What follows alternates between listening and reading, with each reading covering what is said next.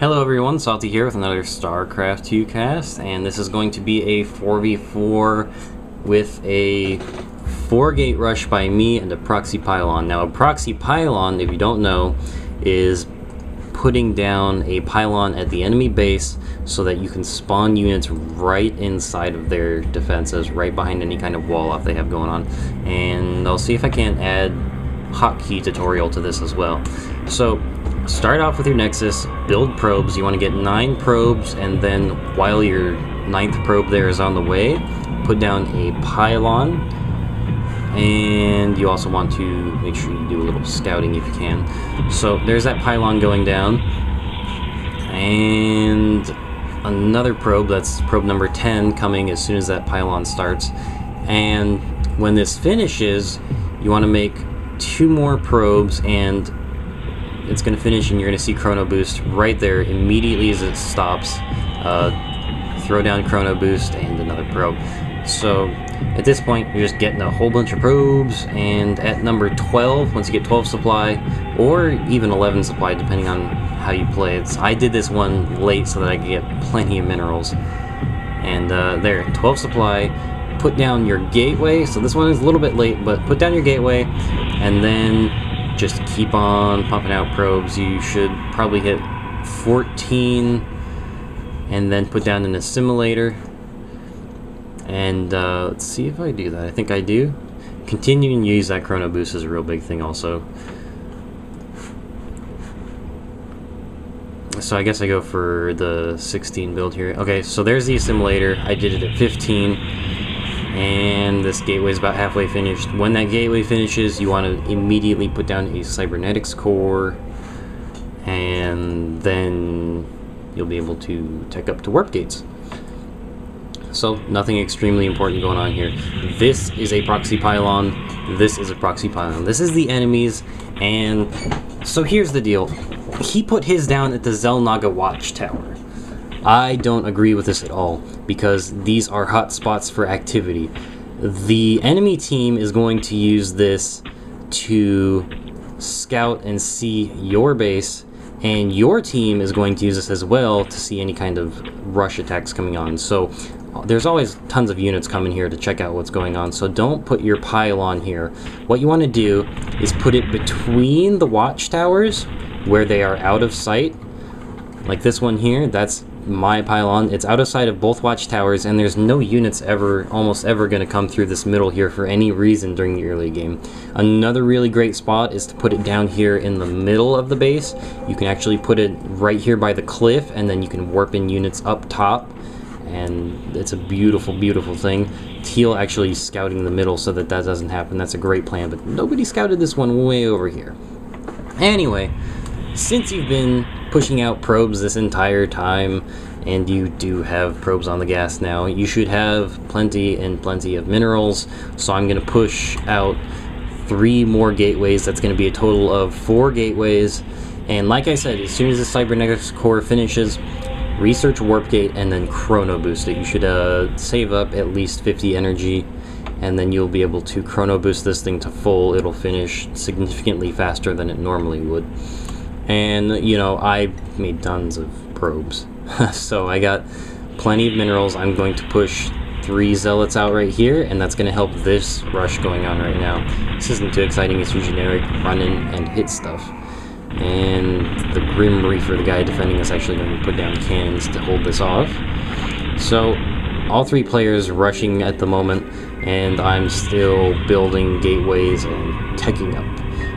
So there are my 3 zealots. They're going to go help out poor little purple here getting owned by stalkers and zerglings.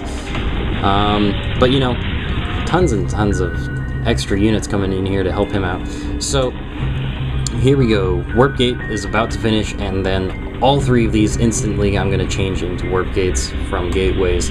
So now these 4 will be able to warp in units at any pylon that I have on the map, which means this pylon right here is going to be warping in units.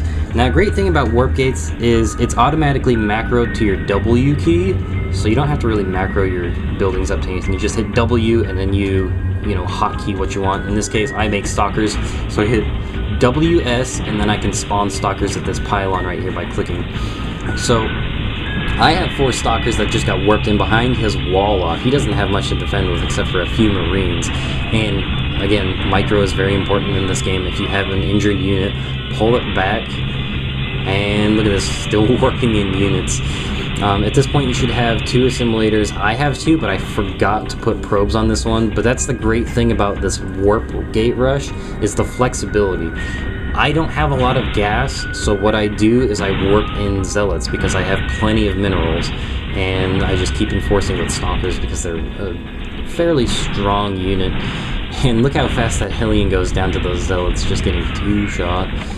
And, you know, again, these zealots are very powerful but very slow, and you should micro your weakened units away. I know I say this 100 times, but it's very important to do. If I lose this stalker, I'm down to 5 stalkers and 1 zealot, and that's bad news.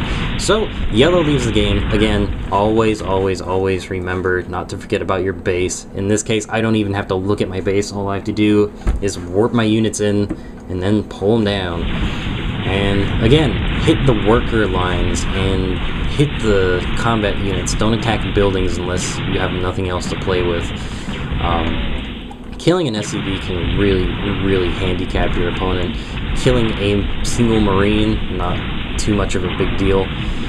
But if you can stop all mining like that, there's nothing else he can do. He can't just keep pumping out marines. And look at this, roaches coming in from the top. We have zealots right here trying to attack and counter. He leaves the game as well, so he had 2 players left. And again, I have plenty of minerals at this point, so I'm working in a Twilight Council. Even if you know you're gonna win the game, I've had those moments where I know I was gonna win it, so I just kept on doing what I was doing, and I lost to stupid things like I zealot rushed and the guy got 1 void ray that destroyed my entire army. Even if you quote know you will win, make sure you keep playing your very best. I warp in a Twilight Council so that I can research charge, so that my zealots are a little more useful. And you know, at this point you really want to expand, because you don't know. For all I know, Teal might have a base over there on the high yield, or he might have a proxy going on somewhere, and he might demolish our base because we don't have any units. And so, look at, like this, Vector. He did a really heavy push here. He's got an Immortal, and that could have been real dangerous. But, so like I said, you never will have a 100% guarantee to win. If you get that confidence and you get that mindset, it's that more dangerous. But that was the 4-gate proxy rush. Hopefully you guys enjoyed it, and I hope it works for you. If not, let me know. If it does, let me know. I've seen it work in a whole lot of pro games. It does take a lot of micromanagement because you do have to really watch your economy, keep watch of your minerals. You have to put down plenty of pylons, and you have to warp in. So there's a lot going on with a 4-gate rush, but if you practice it, it's extremely effective, and it really balances out your income to your production rate really well. So thanks for watching, and hope you guys learned something.